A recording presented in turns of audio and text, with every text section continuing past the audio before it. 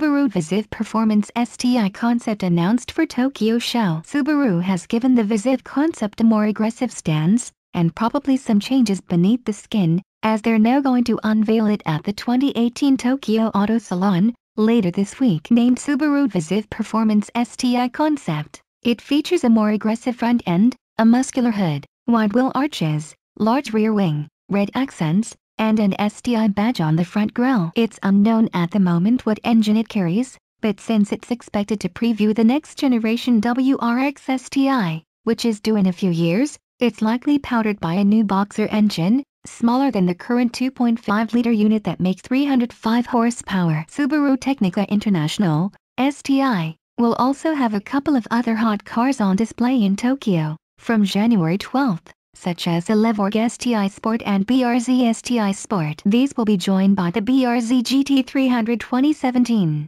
WRX STI NBR Challenge 2016, Legacy RS 1993 New Zealand Rally, and Impreza 555 1996 San Remo Rally Racers. The WRX STI S208, a track-ready version of the car aimed solely at the Japanese market, will sit under the spotlight at the event as well.